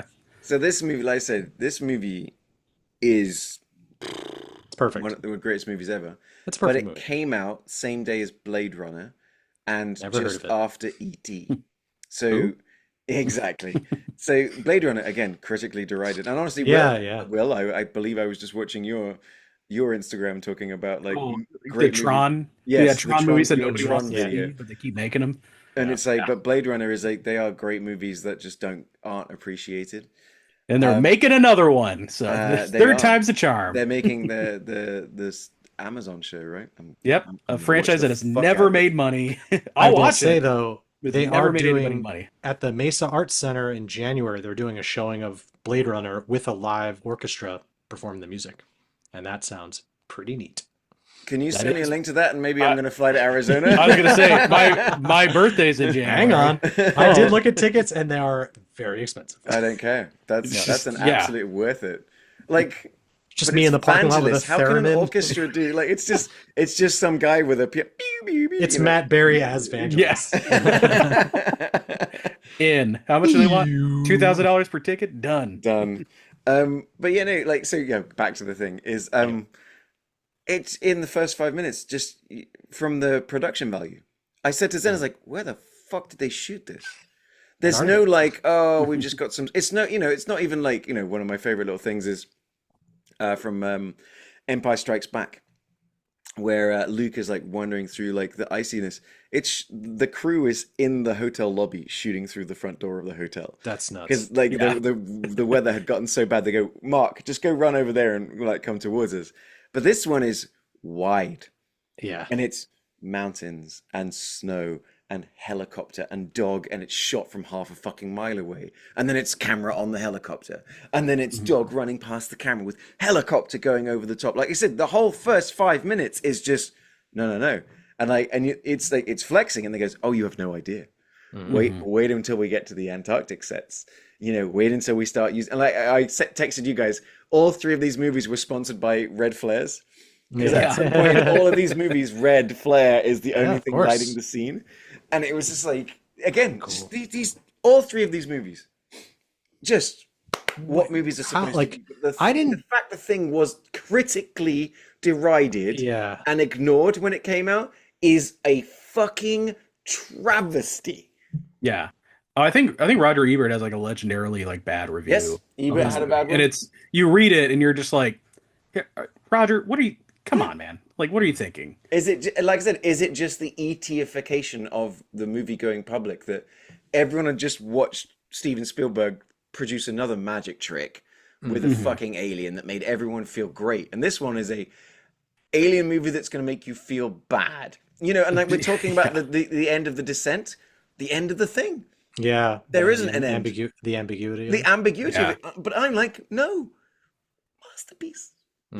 It's an absolute masterpiece. When was the first time you guys saw this movie? Because I didn't see this movie until I was much older. Like I didn't see it because this came. What did you say? 84. Yeah, I saw it in 2002 once. That's it. So I mean, one time I've seen it. By then I already had this like built in knowing that it was a cult classic, and then I watched it and I was like blown away. But like, yeah, I knew nothing. Had I seen this as a kid, I would have been legitimately traumatized from the effects. Yeah, no, so I knew it. I didn't know a damn thing about the thing apart from my buddies going, "You've not seen it?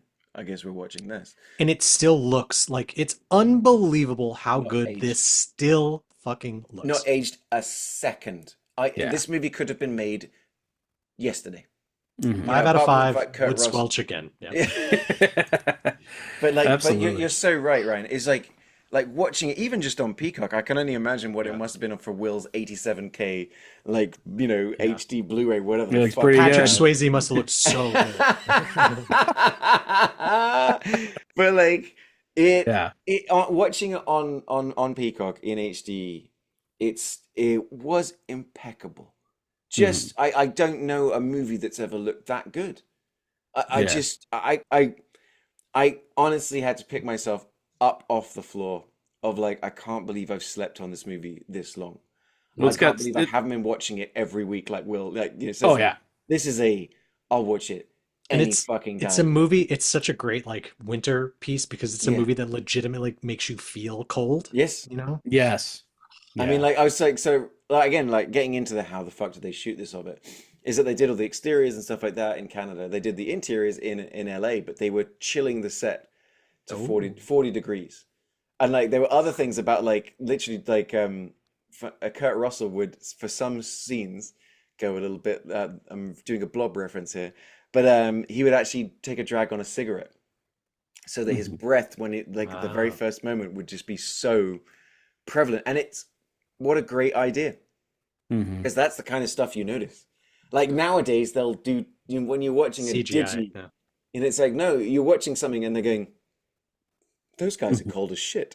Yeah. Like it's kind of like when you're watching The Revenant. Exactly. Yeah. It's the reason that movie works is DiCaprio is crawling out of a river. He's eating an actual liver. He's crawling out of a bear carcass. Yeah. Maybe two methods, I would say. Yeah. But again, Tom Hardy's silly voice. Yeah. Yep. So it's it fantastic. Works. I've been trying to get Mrs. to watch The Revenant. Actually, like Zen. This is a movie. It's another like incredible movie that I never want to see again. Yeah, I watched it once. I've only seen it once. Yeah, and it was. I saw it once in the theater. I'm like, I don't need to relive this. Mind-blowingly good. I'm actually really excited because that same director, like Inarritu, what's his name? Help me out, anybody? Klaatu, Verata. Yeah, yeah, That's it. Klaatu, yeah, yeah. Multiple Oscar winner. Kobayashi Um, something or other. his latest movie Cancelled. is a comedy starring Tom Cruise. That's the movie he's Huh. just finished shooting. Is a Tom Cruise comedy, and Night and Day but they 2, but more they night. say comedy. Like every time they say it, they're using like I was gonna say legendary comedy. comedian Tom Cruise. Okay, Hey, that guy has got great comedic timing. Don't you fucking it's besmirch Tom true. Cruise to this guy. That guy knows how to deliver a line, and he's got great comedy. But but yeah, the whole just the realism of it. Like we even mentioned the Wilford Brimley of it all. Oh, Oh, God. He was yes. 26 during the filming. Yeah. He's 47. He's 3 years older than me in this movie, and still looks 187 years old. Yeah. Like, That's what country living does to yeah, you, man. he's got And type 3 diabetes. yeah, he Yeah. is diabetes. But he's It's the thing, but it's great. diabetes instead of the thing. I Yeah. mean, like just the cast of this movie, like you never, you're never once confused about Right. who's who in this No. movie because they've just stylistically but not they've got well, that's the guy wearing the sunglasses. That's the guy who looks like the Rocker Burnout. There's a That's guy on roller skates for that's some the reason. guy on roller skates. But like Yeah.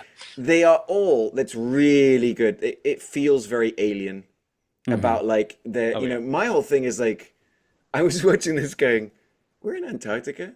They have a better rec room than I've ever, you know, they've got video games and like Yeah. place to hang out. And like the amount of whiskey that McCready is drinking and I'm like, do they have 400 extra bottles of whiskey? Because he's going to be out of whiskey in 3 days and we're about to be locked down for winter. Like McCready is about to have some And- really serious like withdrawal symptoms. Yeah. Like if he And didn't more- die. And more flamethrowers than you could ever possibly need. No fucking shit. I was Yeah. sick of the missus. Like, why have they got so much fucking weapons, ammunition, flamethrowers, alcohol, and video games? This is an Antarctic science, and it's When- like, dude, it's the 80s. You- it's when dudes plan like I long was trips. yeah, you've just Yeah. described my ideal bachelor weekend. No What are you shit. Exactly, talking yeah. about? It's just a bunch of dudes and no one can bother them. It's like, guys, if you just get Wi-Fi and a PlayStation, again, it's like 90% of men's perfect situation. The other 10%, flamethrowers and whiskey. Yeah. Yeah, hell yeah. So, but- I hope they have more chess computers too, because McCready, just anytime Oh my he God. loses, Bitch. yeah, Yeah. fuck you. Like, I mean, honestly, like He just broke a $10,000 computer. yeah, That took You're that took gonna need 10 that. years to Like, program, bro. My research.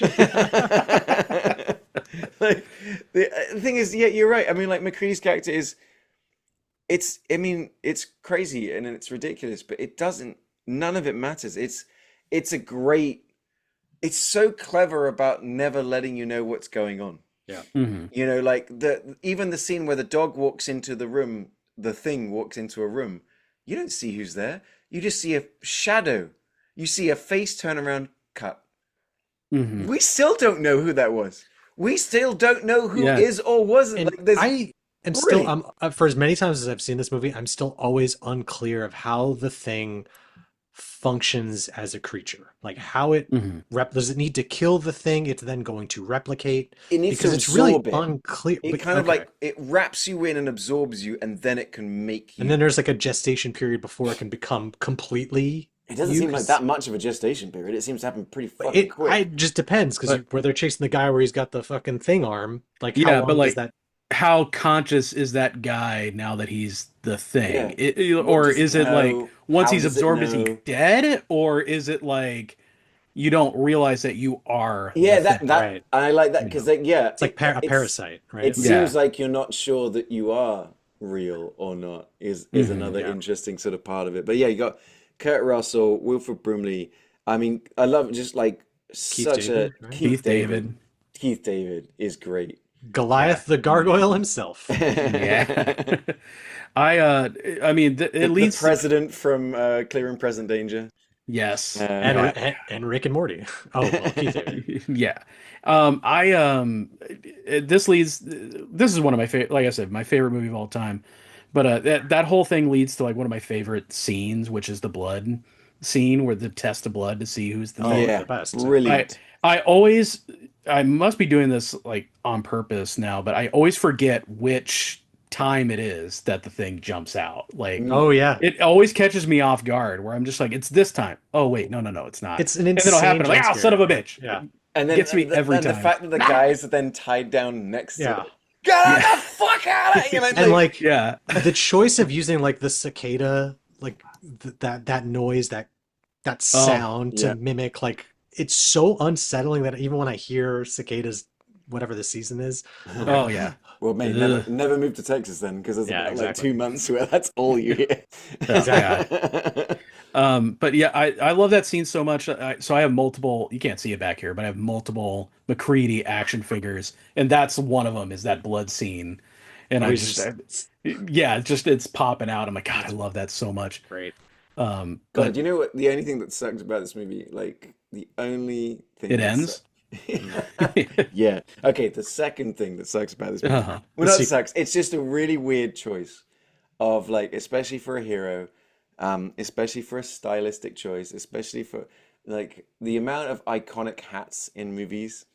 McCready's hat is Oh, it's insane. what It, it's is such a goofy fucking hat that I that? love it. Mhm. the exact again, you can't help but love it. But like every time he puts on, like Zen's like, because as soon as Kurt Russell comes on screen with his long hair and his beard, she's like, you know, she's like, oh, Kurt Russell, like, goddamn, it's like there's a reason I've grown my hair out, like, you know, I've got long fucking hair right now.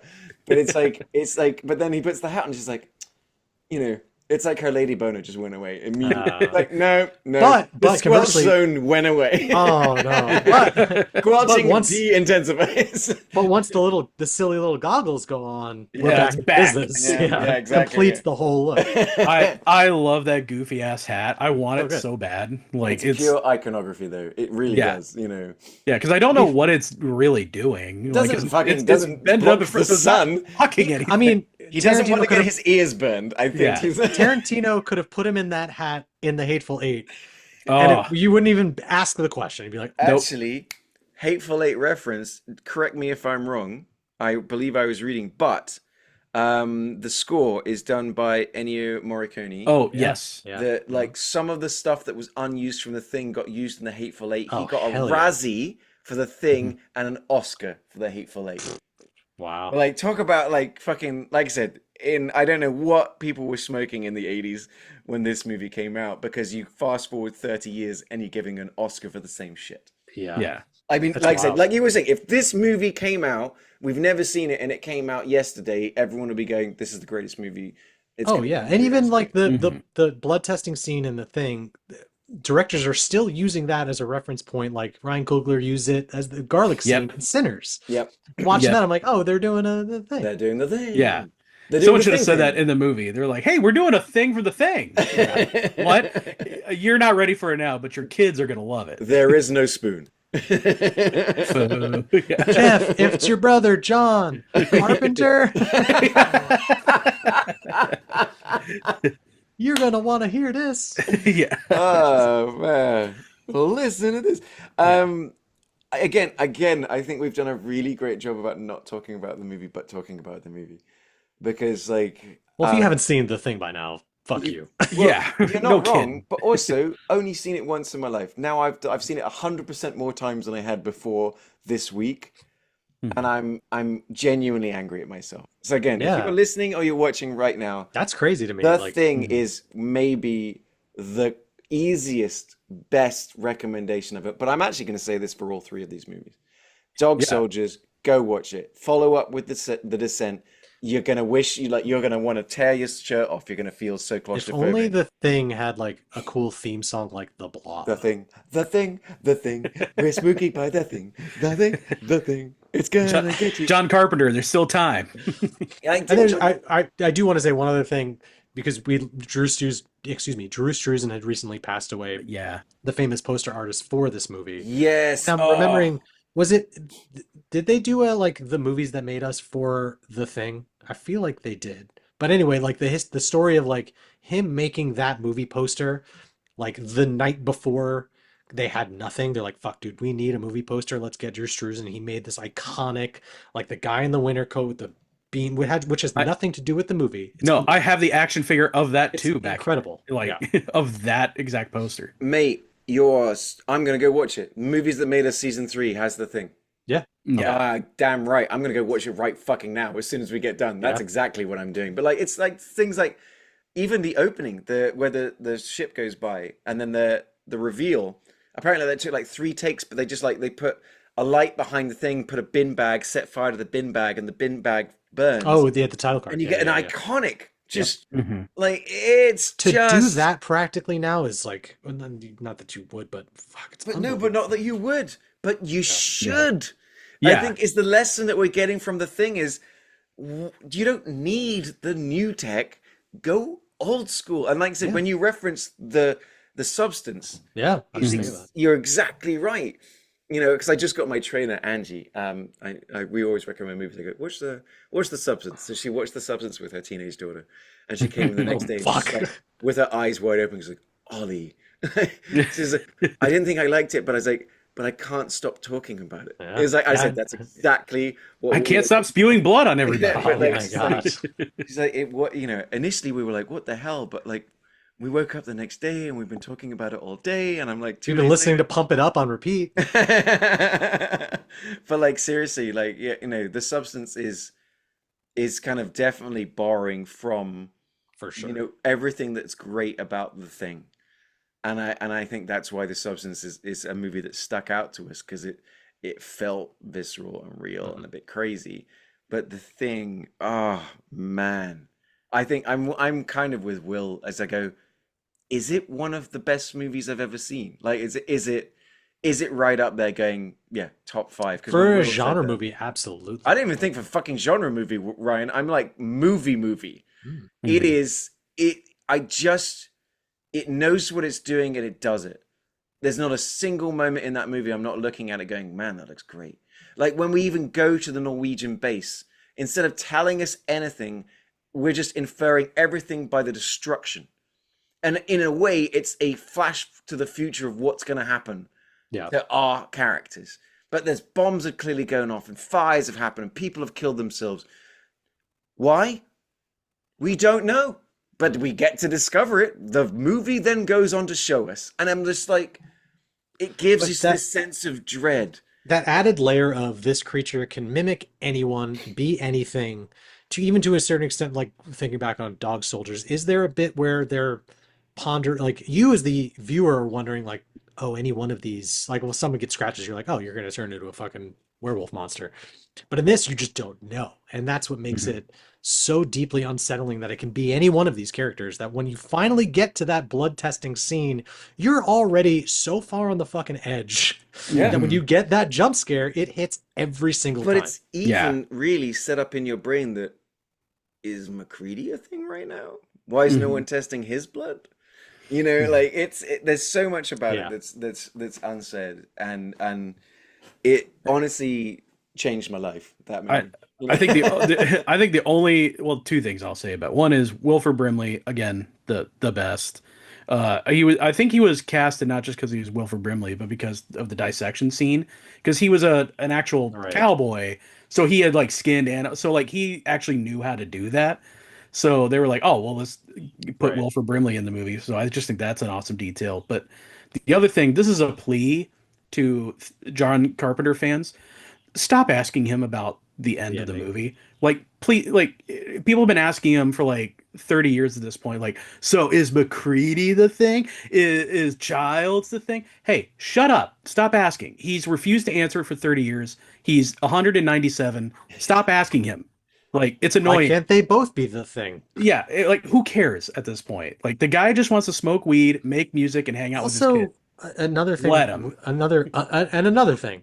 It's only implied that this thing can only replicate like one person at a time too, which I think makes it a little easier to, or is that And not true? no, it's not true. Right? It Like, can be yeah. multiple things. Yeah, because every cell is an individual thinking Oh God. organism. Yeah, so that everyone could be the fucking thing. That's why Brimley, when his when his not chess computer goes, chances of a whole world Oh, right. becoming You know, but yeah, it could take over the entire It's just week. at like 27 hours. I'm like, oh my God. Yeah. Yeah, like really quick. It's Sorry, kind that of just like Smile 2 kind of vibe of like, yeah. has it. So that's Ooh. kind of the vibe about it as well. Now you got my attention. Yeah, Yeah. it just sorry, it just reminded me of my favorite scene with Brimley where he's towards the end where he's just like, I'm much better now. I'm okay. Yeah. While there's a noose behind him is just Yeah. one of the most unsettling like In Guys, front of I'm him. like Yeah. good. Yeah. I'm feeling great as he's I've putting never the felt noose around better his neck. actually. Yeah. It's just like, all right, well we'll leave you in here a Oh little no, while I'm longer, I'm just to be curing safe. meat, and he just hangs. Yeah.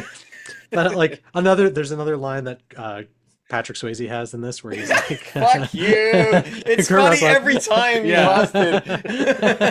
I don't even Where know he's if like- you're joking or if it's like No, actual. I know. Honestly, don't even know. Maybe I'm the thing. Yeah. But no, where he's like, I just want to go to my cabin and drink my whiskey and be alone. I'm like, Yeah. fuck yeah, I relate to Yeah, that. we've all been there. Yeah. But all three of these are like super fun, little hangout movies. Yeah. They Just- but the thing is, they genuinely are, and these would also be really fun, like group watches. Mhm. Like Yeah. all three of them, just get down with your buddies and watch this movie. Like I said, watching The Thing with Mrs. Like she was, she has this sort of thing. Like if a movie's good because she stays awake.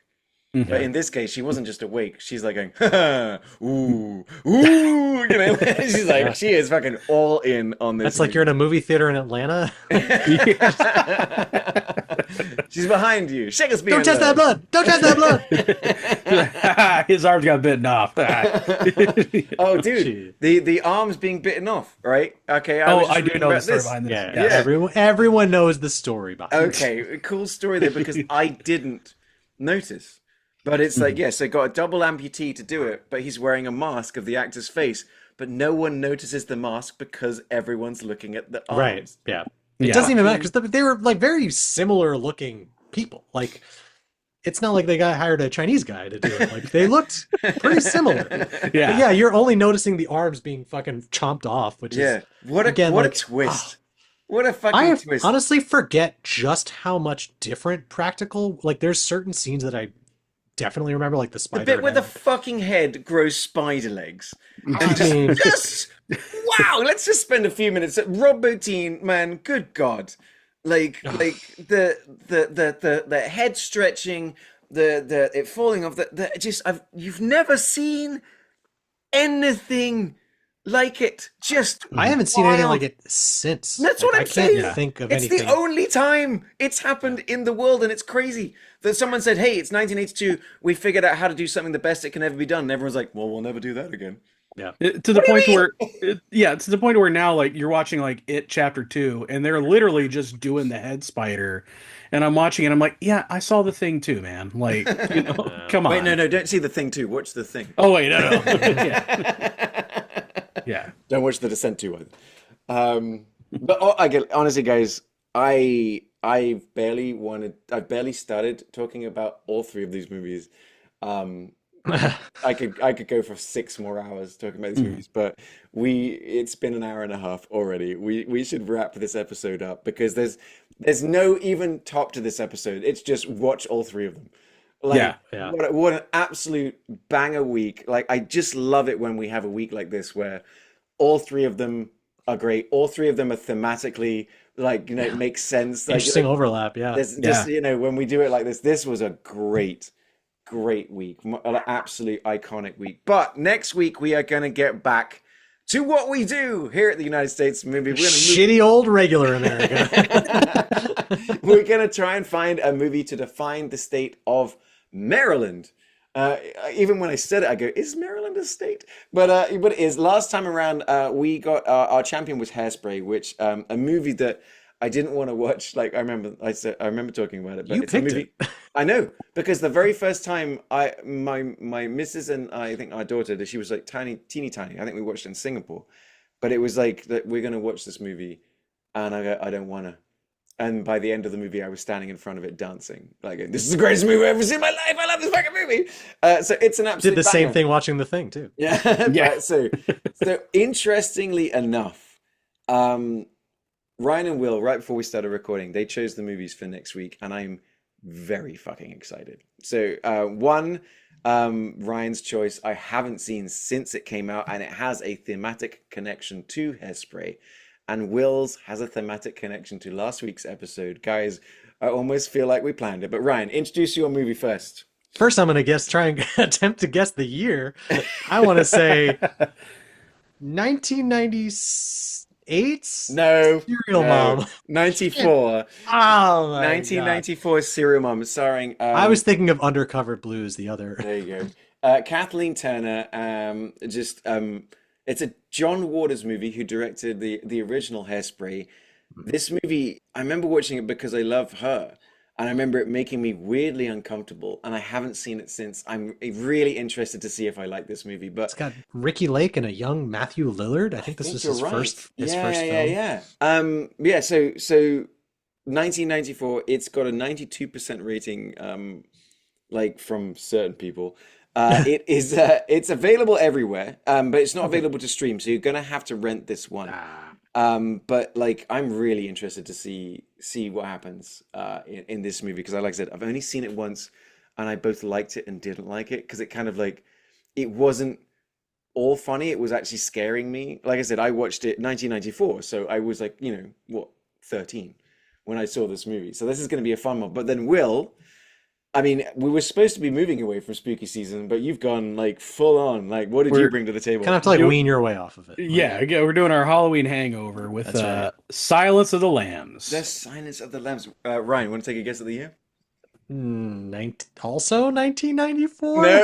No, 91. 91. Yes, we're going to watch Silence of the Lambs, a movie that scares the shit out of me, and I haven't seen it for over 20 years because it scares the shit out of me, but I guess we're doing it.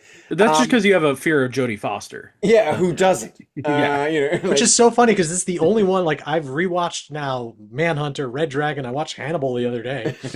And now I'm like going back to where it all sort of began after it began the first time. Where it culturally began. Yeah. Where, yes. This movie really did just absolutely set the world on fire. It's an absolute banger. And if you're listening to this live, as in like, the day we come out, you've still got 4 days to watch it on HBO. So it is currently on HBO. Oh, God, yeah. Otherwise, you're going to probably find it. Like I said, I'm checking it out on our not sponsor, Just Watch, who one day will become a sponsor. I can't wait until that day. It'll make you rehearse that? Like, that's so good. But so Silence of the Lambs, Serial Mom, going up against Hairspray as we head to Maryland next week. This week, though, absolute banger. Thank you so much, fellas, for the just brilliant recommendations. What a week. I just love doing this podcast because I love watching these just incredible movies that sneak up on you sometimes. If you want to find out more about these movies or more about us, you can always find us as the United States of Movie. We've got our Facebook page. You can find us, if you're watching us on YouTube and you haven't subscribed, what's wrong with you? If you're listening to the podcast and you haven't recommended us to a movie friend, you're not a friend. You should become a better friend to your friends. You're basically the thing right now. You can find more about me as That Englishman in Texas or as Ollie Pettigrew on Facebook. You can find Will as Entitled Willennial on TikTok and Instagram, where he loves to talk about all kinds of movies. The guy knows great things. And you can find Ryan by looking through his window in Arizona. I'll give you his address. Just DM me. I'll send it to you. Or you can find his designs. I'm in Antarctica right now. Yeah. As Rhino Digital, RYNO Digital, where you can get all his designs, like the t-shirt he's wearing right now, which is one of our favorite t-shirts. The Wraith one. It's the only one I have. We need to do one. It's thinging time. Which is we're still waiting on biblically accurate Burt Reynolds. I know. I'm gonna actually do. Oh God. The Tom Hanks movie where it's just like That Thing You Do. But like do it, Ryan. Absolutely do it, and I will buy it, and it will be amazing. But outside of that, make sure you join us next week as we head to Maryland. This was such a fantastic week. I had such a good time. But from Ryan, from Will, and from me, thank you so much for joining us for this episode of the United States of Movie Podcast. We'll see you next time. On the thing. Oh shit.